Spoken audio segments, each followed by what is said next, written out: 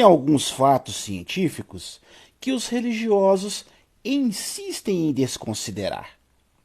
Mas vamos acompanhar aqui alguns deles e perceba você aí, religioso, que está me ouvindo, que se você prestar bastante atenção e se você pesquisar profundamente tudo isso aqui que eu vou falar, você vai perceber que as religiões e o seu livro sagrado, no caso das religiões cristãs, a Bíblia, contém informações falsas, informações que não condizem com as verdades que a ciência já descobriu.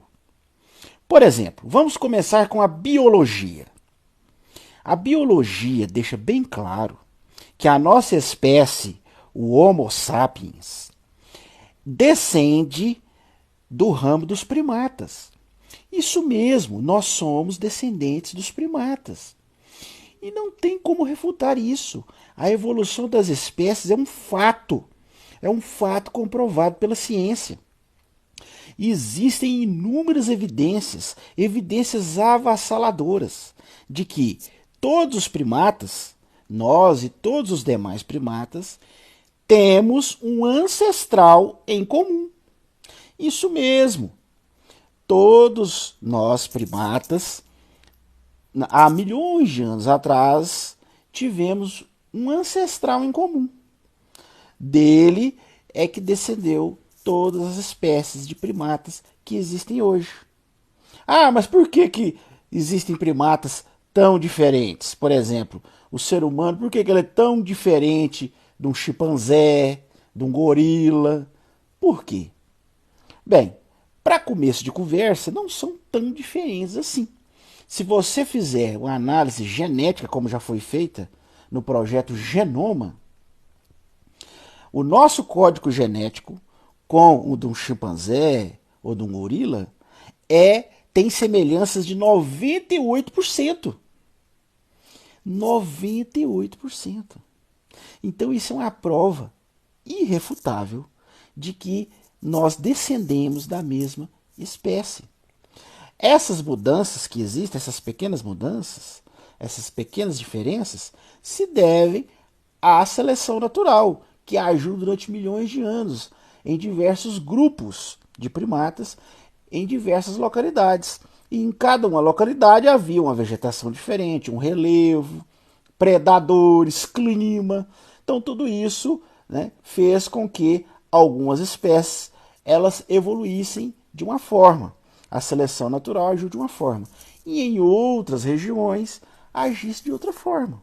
Alguns evoluíram de uma maneira, outros de outra maneira, devido às circunstâncias em que essas espécies viviam, né? O clima, os predadores, a vegetação. Então, o que mais favorecia determinada característica, eles foram evoluindo devido à seleção natural. E na outra região, né, o que favorecia, às vezes favorecia outras características, foram evoluindo de outra maneira. Mas no final, todos nós somos muito semelhantes geneticamente, como já afirmei aqui, né? Temos 98% com a mesma genética. A semelhança genética nossa chega a 98, 98,5%. Então isso aí não tem como refutar, gente. Não tem, não existe. É uma prova irrefutável. Quer uma outra? Por exemplo, na história, se você estudar a história, já é um consenso esmagador entre os historiadores que Jesus ele era apenas mais um Messias que existia lá no primeiro século, mais um de centenas de Messias que surgiram naquela época. E como os diversos Messias que surgiram, ele foi preso, né, causou alguma confusão ali, foi preso e foi morto, porque Roma não perdoava mesmo. Começou a causar problema, eles matavam mesmo. E mataram vários supostos Messias. E Jesus era apenas mais um que existia naquela época. Aí, de uma pessoa comum, como eu, como você, desse pregador apocalíptico, como existiam vários na época, ele fez alguns seguidores, esses seguidores foram passando ali algumas tradições orais, né? Foram passando algumas histórias de maneira oral, e isso foi crescendo, e depois de décadas, né? Até séculos depois, eles começaram a colocar por escrito essas lendas, esses mitos, essa construção, né? Jesus foi uma construção de um mito que foi se desenvolvendo através das décadas. Então isso aí já é um consciência entre os historiadores. Hoje, dificilmente você vai achar um historiador que realmente acredita que Jesus era de essência divina, que ele era um Deus, que ele nasceu de uma virgem, que ele ressuscitou dos mortos. Isso aí é praticamente impossível você achar um historiador sério que afirme isso. Né? Isso aí é impossível você afirmar isso, não tem nem como você provar isso. A maioria dos historiadores, né, a grande maioria, a esmagadora maioria, né, deixa claro que Jesus, né, se ele realmente existiu, né, se houve uma pessoa, porque às vezes poderia ser vários messias que eles foram juntando as histórias e criaram esse mito.